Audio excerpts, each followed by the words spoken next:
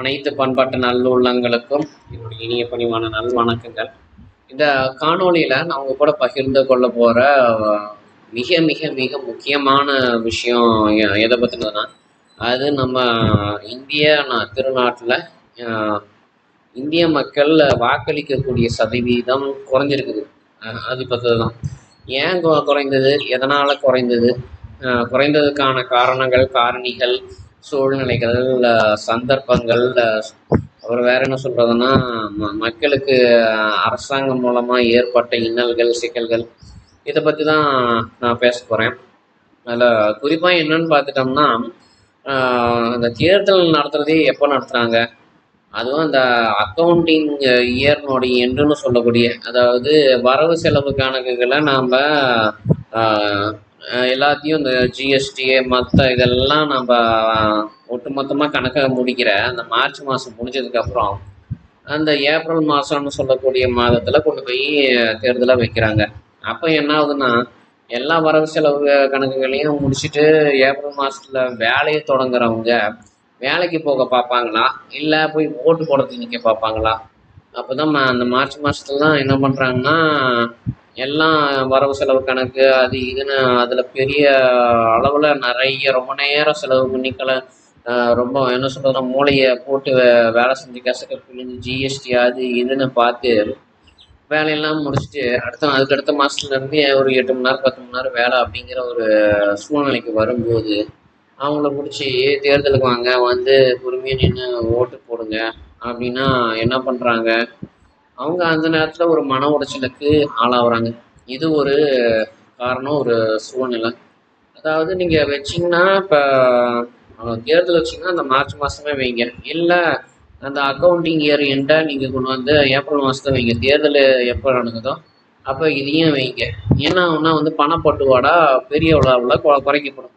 பணப்பட்டுப்பாடா, அதாவது தேர்தலுக்காக லஞ்சம் கொடுக்கறதுக்காக பட்டுவாடா பண்ணுற பணமும் இந்த அக்கௌண்டிங் இயர் என்றுன்னு சொல்கிற அந்த வரி, அப்புறம் இன்னும் வரவு செலவு கணக்கு, ஐடி அது இதுன்னு ஏகப்பட்டது கணக்கு காமிக்கிற வேலையில் ஈடுபடுற இதுவும். அப்போ அந்த நேரத்தில் என்ன பண்ணுவாங்கன்னா, அந்த நிர்வாகத்தில் இருக்கிறவங்க பெரிய அளவில் ஒரு பிஸியாக இருப்பாங்க, அந்த வேலையில் ஒரு முனைப்போடு இருப்பாங்க. அப்போ என்ன ஆகும்னா, இந்த வேலைக்கு வர்றவங்களுக்கு வேலை சுமை குறைவாக இருக்கும்.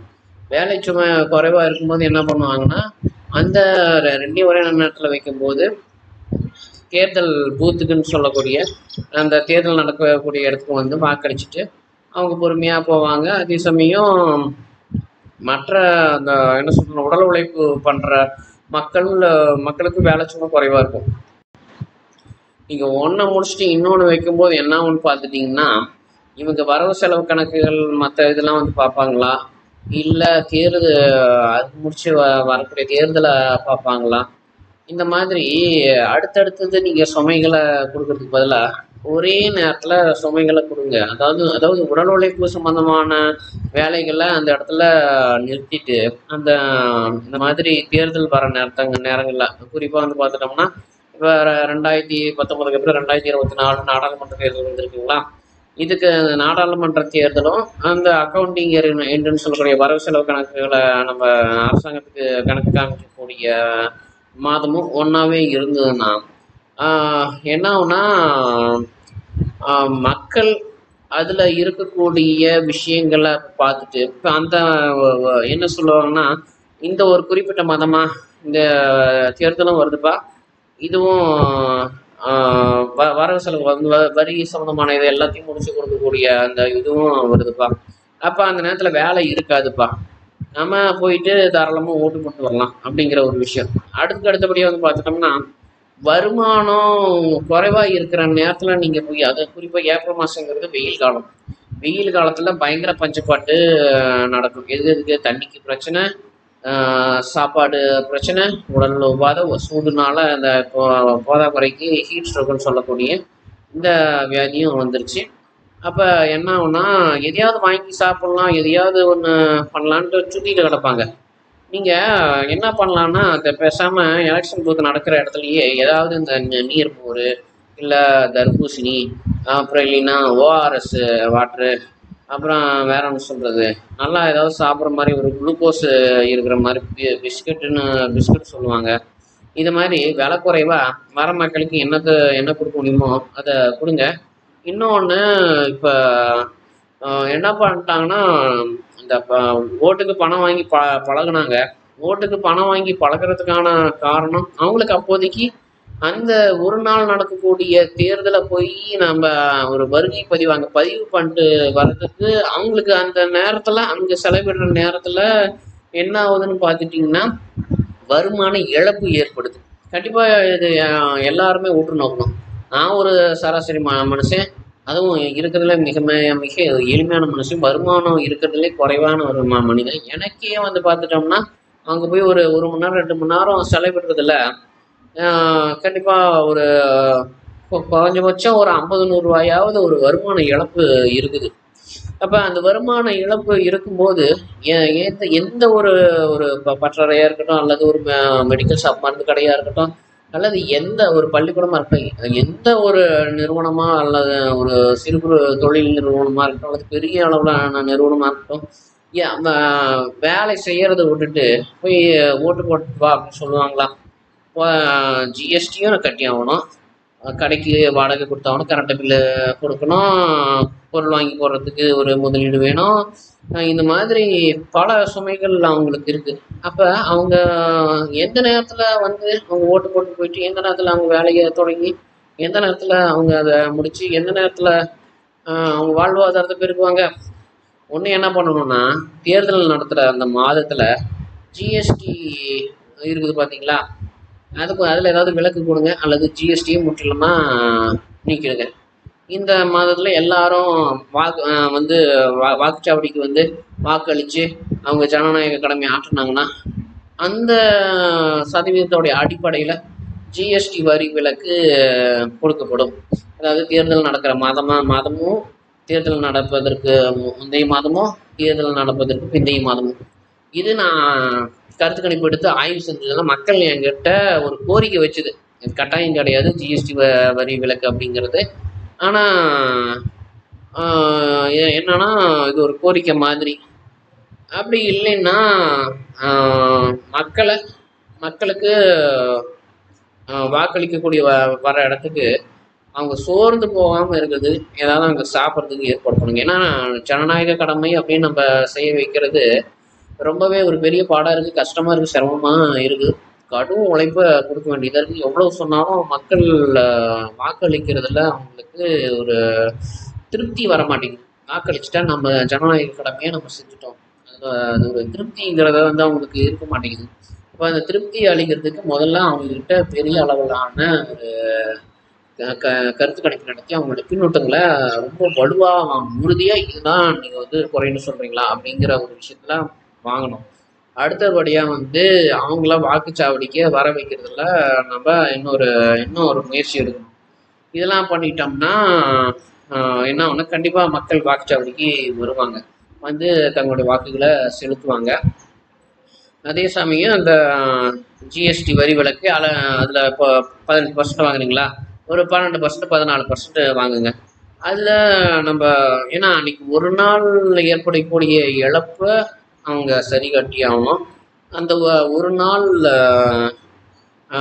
வீணாக போயிடுச்சுன்னா அதனால் எவ்வளோ இழப்பு ஏற்படுது, அது இன்றைக்கி ஜிஎஸ்டி வரியிலையோ இல்லாத வேறு ஏதாவது வழியிலையோ அவங்கக்கிட்ட அந்த கணக்கு மூலமாக இது பண்ணிக்கோங்க. அது உங்கள் மத்திய அரசினுடைய பாடு, மத்திய அரசினுடைய கடமை. அடுத்தபடியாக பார்த்துட்டோம்னா இந்த அரசியல்வாதிக்கு பண்ணுற கொடுமை. அரசியல்னு எடுத்துட்டோம்னாவே, அரசியல் கட்சிகள்னு எடுத்துட்டோம்னாவே இன்னொரு அரசியல் கட்சியை பிடிச்சி எதிர்மறையான கருத்துக்களில் மானாவரியாக ஒரு அளவில்லாமல், ஒரு நாகரிகம் இல்லாமல் என்ன சொல்கிறதுன்னா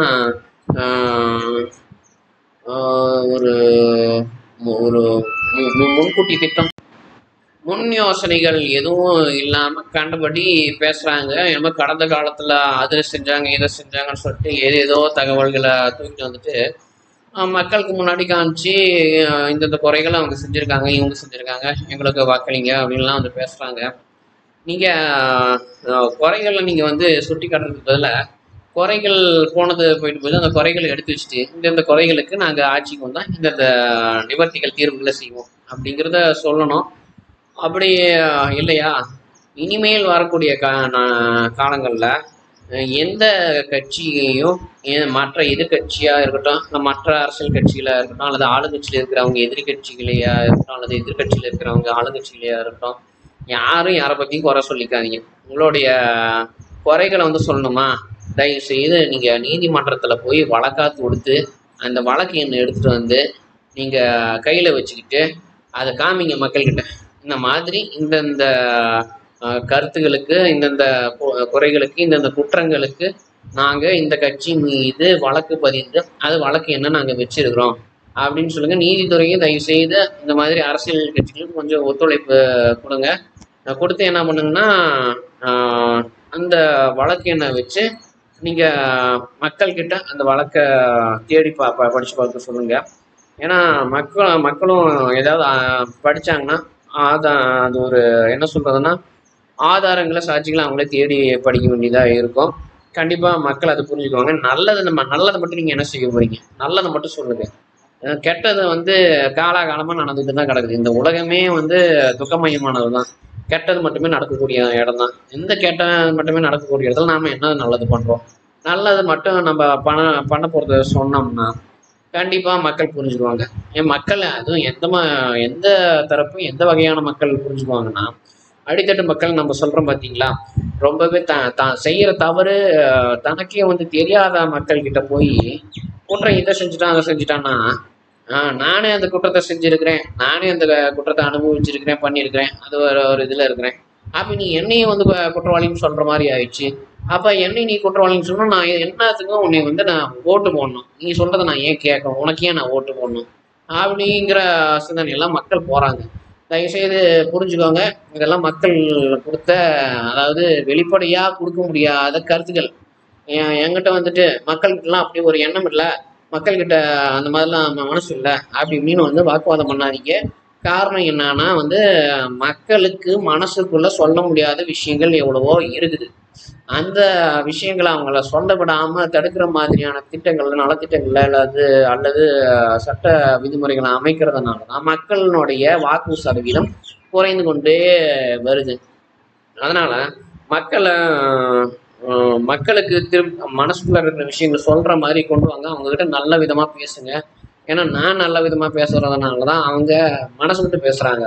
அது மாதிரி இந்திய அரசாங்கம், மத்திய அரசு மற்றும் மாநில அரசு இரண்டுமே மனசு விட்டு நீங்க மக்கள்கிட்ட பேசுனீங்கன்னா தான் அவங்க என்ன பண்ணுவாங்கன்னா, உங்க நல்ல விஷயம் இருக்குன்ட்டு உங்ககிட்ட நல்ல விஷயம் இருக்கிறத நம்பி உங்களை தேடி நீங்க சொல்ற கடமைகளை அவங்க செயலாற்றத்துக்கு வருவாங்க. இல்லையா, மனசுக்குள்ளார ஏதாவது நினச்சிக்கிட்டு யார் நம்மளை தேடி தாஜா பண்ணி காலில் விழுந்து கையை கலப்பிச்சு இதெல்லாம் பண்ணி நம்மளைய அப்படியே உயர்வாக தூக்கி வச்சுட்டு பண்ணுவாங்களோ, அப்போ அவங்களுக்கு தான் நம்ம ஓட்டு பண்ணணும். இல்லை அவங்க சொல்கிற மாதிரி தான் நம்ம நடக்கணும் அப்படிங்கிற மாதிரியான மனக்கண்ணோட்டத்துக்கு மாறிடுவாங்க. அதில் தான் என்ன ஆகுறாங்கன்னா, எல்லாம் செதறி போய் ஐயோ இனிமேல் ஓட்டே போடக்கூடாதுப்பா, வாக்களிக்க கூடாதுப்பா, வாக்குச்சாவடிக்கு போகக்கூடாதுப்பா, நம்ம பாட்டுக்கு நம்ம வேலையை பார்த்துக்கப்பா, யார் வந்தாலும் எதுவுமே மாற போகிறது இல்லைப்பா, இவன் அவனை குற்றம் சொல்கிறான், அவன் இவனை குற்றம் சொல்கிறான், சுற்றி எல்லாம் ஒருத்தருக்கு குற்றம் சொல்லிக்கிட்டே கிடக்குறாங்கப்பா. நீங்கள் குற்றம் சொல்கிறத ஆதாரம் இல்லாமல் சொன்னீங்கன்னா மக்கள், அதுவும் கொஞ்சம் பகுத்தறிவு சிறிதளவில் தொடங்கி பெரிய அளவில் முழுமையான அளவு பகுத்தறிவு இருக்கிறவங்க வரைக்கும் அது ஏற்றுக்குவாங்க. பகுத்தறிவு இல்லாதவங்க பிறருடைய வழிமுறைகளை பின்பற்றி நடக்கக்கூடிய மக்களுக்கு அதெல்லாம் எதுவுமே புரியாது. பிறருடைய வழிகாட்டுதலை பின்பற்றி நடக்கக்கூடிய மக்கள் தான் இங்கே பெரும்பான்மையாக இருக்கிறாங்க. அவங்க தான் பின்தங்கியவர்களாக இருக்கிறாங்க. தயவு செய்து அதை ஒற்று கவனியுங்க அப்படின்னு நான் என்ன சொல்லணும்னா, மத்திய அரசுக்கு மாநில அரசுக்கு நான் சொல்கிறேன். குறிப்பாக தேர்தல் ஆணையத்துக்கு நான் சொல்கிறேன். தேர்தல் ஆணையம் எனக்கு தெரிஞ்சு ஒரு 90% மேலே அருமையாக செயலாற்றி கொண்டு வராங்க. வருடம் அது வருடம்னு சொல்ல முடியாது, ஒவ்வொரு முறை தேர்தல் தமிழ்நாட்டில் நடக்கும்போது அதனுடைய முன்னேற்றத்தை நான் நல்லாவே கூர்ந்து கவனிக்கிறேன். அதுக்கு என்னுடைய பாராட்டுகள் மற்றும் வாழ்த்துக்கள். ஆனால் இந்த அரசியலமைப்பில் சில சின்ன சின்ன சீர்திருத்தங்களை அப்பப்போ இப்போ நான் சொல்கிற மாதிரியான சீர்திருத்தங்களை ஏற்படுத்துங்க. தயவுசெய்து அரசியல் கட்சிகளை கூப்பிட்டு உட்கார வச்சு இங்கே எந்த மாதிரியான பகுதிகளுக்கு போனால் எந்த மாதிரியான மக்கள் எந்த மாதிரியான ஒரு பிரதிபலிப்பு கொடுப்பாங்க அப்படிங்கிறத தயவுசெய்து நன்கு ஆராய்ங்க, நன்கு பகுத்து பார்த்து அதுக்கப்புறம் மக்கள்கிட்ட போய் பேசுங்க அப்படிங்கிறது தான் என்னுடைய வேண்டுகோள். இது சம்மந்தமாக நான் மேற்கொண்டு இன்னும் ஆராய்ச்சி பண்ணுறேன். மக்களினுடைய வாக்கு சதவீதத்தை அதிகரிக்கிறதுக்கு வேறு என்னென்ன வழிகள் பண்ணணும்னு நானும் என்னோட தரப்பில் ஆய்வு செஞ்சு பார்க்குறேன். என்னுடைய காணொளி உங்களுக்கு பிடிச்சிருந்ததுன்னா லைக் பண்ணுங்கள், கமெண்ட் பண்ணுங்கள், ஷேர் பண்ணுங்கள். உங்களுடைய கருத்துக்கள் எதுவாயினும் அதாவது இது வரைக்கும் ஒரு நாகரிகமாக நான் எதிர்பார்த்துக்கிட்டு இருந்தேன். ஏன்னா இப்போ இந்த காணொலியில் நான் கொடுத்த தகவலுக்கு நான் சேகரித்த அடிப்படை கருத்துக்கள் நான் வாங்கும்போது பாநாகரிகமான வார்த்தைகளும் வந்து அவமரியாதையாகவும் இது பண்ணாங்க, அதுவும் என்னுடைய குழுவில் இருக்கிற நபர்களை. அதனால் இந்த மாதிரி இந்த அரசியல் சம்மந்தமான விஷயங்கள் நீங்கள் எப்படி நீங்கள் கருத்து தெரிவித்தாலும் நான் வந்து அதை ஆய்வு செஞ்சு பார்க்கறதுக்கு தயாராக இருக்கேன். ஏன்னா அரசியலுங்கிறது அரசியலுடைய துறை அப்படி கிடக்குது. அதை நாம் கொஞ்சம் சுத்தம் பண்ணால் தான் அடுத்த தலைமுறையினர் நல்லபடியாக புதுப்பித ஒரு உயிர்த்திலிருந்து ஒரு என்ன சொல்கிறதுன்னா வளர்ந்து வருவாங்க, அவங்கள வளர விடணும். அதனால் இந்த காணொலி இப்போ பிடிச்சிருந்ததுன்னா யாரெல்லாம் உங்களுடைய ரசனைக்கு ஏற்ற மாதிரி இந்த காணொலியை விரும்புவாங்க, ரசித்து பார்ப்பாங்கன்னு தோணுதோ அவங்களுக்கு ஷேர் பண்ணி வைங்க. கண்டிப்பாக இதோட ஒரு நல்ல தகவலோட அடுத்த காணொலியில் உங்களை நான் சந்திக்கிறேன். நன்றி, வணக்கம்.